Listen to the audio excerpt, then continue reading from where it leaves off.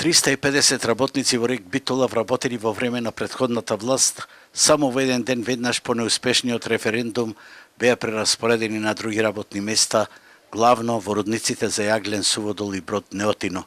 45 годишниот Шенол Мемиш е еден од нив.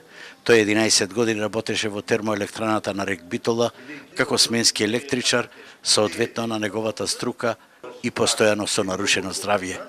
Во големата чистка од 1 октомври минатата година поставен е на место ракувач на погонска станица, каде неговото здравје уште повеќе се нарушува.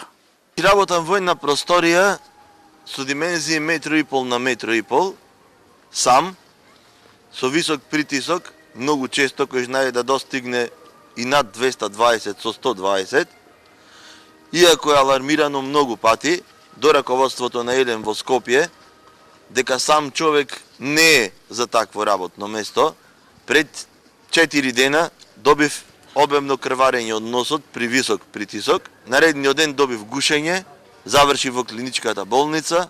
Од сменските електричари во термоелектраната само Мемиш бил сменет, а тој смета дека врз него е вршен политички прогон и тортура. До сега се жалил до второстепената комисија на Елем, до генералниот директор, до трудова инспекција и до Агенцијата за заштита од дискриминација.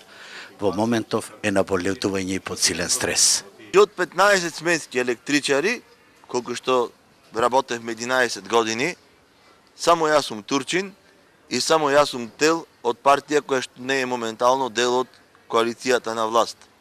Сметам дека ова е политички прогон, политичка хајка и едноставно тортура врз луѓето кои што не размислуваат како нив. Шенол Мемиш вели дека никогаш не бил казнуван и си ја бркал работата, а сака да го вратат на работното место за кое е квалификуван.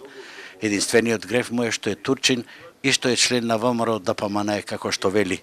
Од РЕК Битола рекоа дека за случајот Мемиш се води судски спор, а претходно во сите инстанци било утврдено дека е постапено по закон и некоректно е работното место да го доведува во контекст на политичка и национална припадност. Сепак, очигледно е дека во релациите на правдата и правичноста, човечката димензија е оставена на спореден колосек.